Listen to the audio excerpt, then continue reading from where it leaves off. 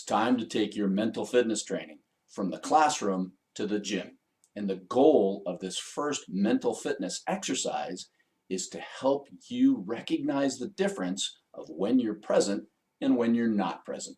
And the means to that goal, the tool you're going to use to achieve that goal, is alpha breathing. Now, there are going to be challenges. There are always challenges in sport. But the challenges in this exercise are distractions. And there are two types of distractions. There's internal distractions and there's external distractions. And internal distractions would be thoughts or emotions. And external distractions would be sights or sounds. So learning how to recognize the difference of when you're present and when you're distracted is the first essential foundational move you're going to make toward having stronger focus and more control over your focus so you can get more control over the quality of your performances. Let's talk a little bit more about alpha breathing. Alpha breathing is research proven to trigger alpha brainwaves in your brain. And alpha brainwaves are the dominant brainwave frequency of presence. So when you do the alpha breathing exercise, you're getting a 2-for-1. You're using your mind and your focus to increase your presence, but you're also getting neurological and physiological help to kick in the correct brain waves for presence. So what exactly is alpha breathing? Well, it's pretty simple. It's 5 breaths per minute. So when you breathe in for 6 seconds and then breathe out for 6 seconds, one breath takes 12 seconds. That means 5 in a minute. And that rhythm is the key to alpha breathing. So what the researchers found was that that particular breathing rhythm is what triggers all the systems in your body to get that alpha brainwave frequency to dominate what's going on in your mind. So 6 seconds in, 6 seconds out, and the goal for that is to follow your breath while you're doing the 6 seconds in and 6 seconds out. Now, whether you count internally to yourself or whether you use an app on the phone to count the seconds, it doesn't really matter. You just need to be close. It doesn't have to be perfect every second. It just needs to be close enough so that you're getting roughly 5 breaths per minute and paying attention to that breath. So the two big keys for alpha breathing are, number one, the rhythm of the breathing, 5 breaths per minute or 6 seconds in and 6 seconds out, and that you're paying attention to the movement of the breath while you're doing that. And we're going to talk about the different ways you can pay attention or focus on the movement of the breath when we talk about the process that's most effective for doing alpha breathing coming up next. All right, let's talk about the process for alpha breathing. Number one, you want to be in a room with minimal distractions. Now, going forward, as your access to presence becomes stronger, you can test yourself in more and more challenging situations with this alpha breathing exercise.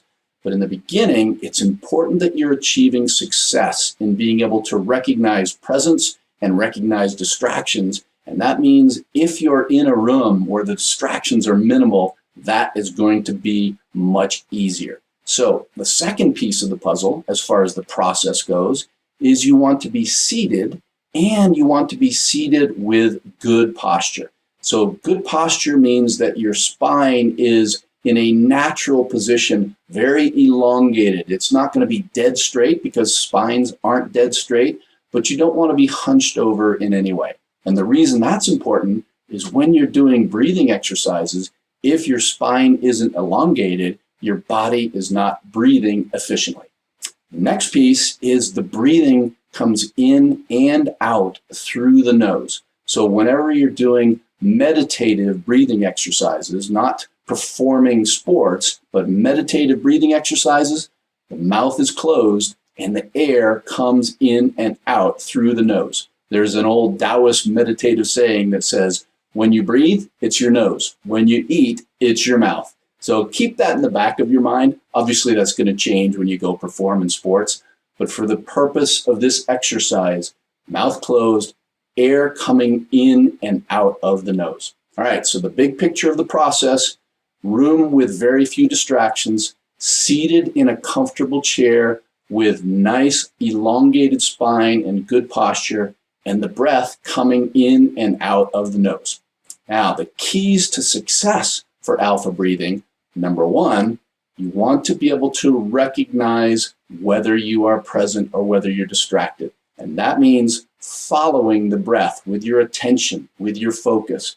So you're trying to follow as closely as possible the movement of the air coming in and out of your nose, or the movement of your muscles in your chest expanding and contracting, or your belly expanding and contracting. As soon as you're not following the breath, you are not present. You're distracted. So, key number one: how long can you stay focused on the movement of the breath?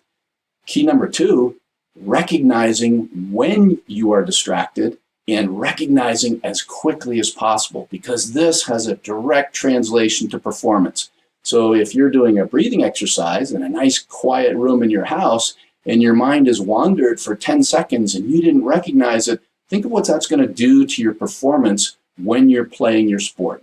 So quick recognition, along with just recognizing in general, very, very important. And the next big key to the exercise is reset.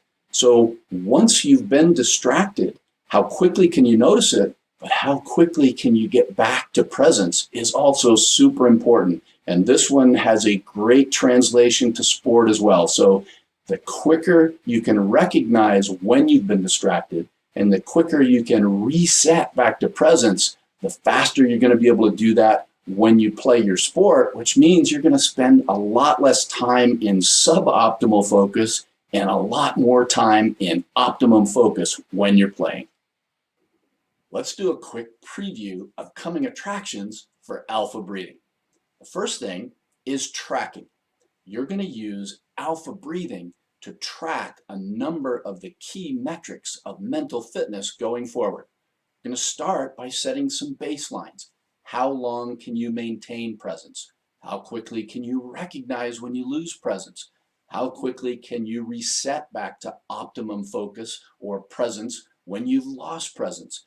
So those tracking metrics are huge going forward for you being able to actually set a program where you know you're increasing your focus, so you're getting more control over the quality of your performances. Number two, alpha breathing is the base going forward. We're going to start with just being able to recognize presence, but you're going to be able to take alpha breathing and apply it in more and more challenging situations going forward. So this exercise is in a very low stress environment, a room with minimal distractions. Well, you can take alpha breathing and go out and do it when you're running, or when you're just doing some work in the office, and then you gradually move it to training, and you can move it to performing. So the progressions of challenge are a big part of this whole course. We want to make sure we're achieving success to start with, but once we've achieved that success, you want to keep testing yourself and moving forward with the level of challenge that you're able to execute these key metrics with. And number three, game day. I have found with my athletes and personally that on game day, when you're feeling distracted, whether that's thoughts or emotions, a quick session of alpha breathing can be a really powerful reset tool. So you don't have to do 5 to 10 minutes of alpha breathing like we're recommending in this exercise. You can just do 30 seconds of alpha breathing or a minute or 2 minutes of alpha breathing. Once you've done it enough and you've established that base that your body triggers alpha brainwave frequencies, as soon as you start that alpha breathing, it can be a super powerful quick reset before, during, or in between performances.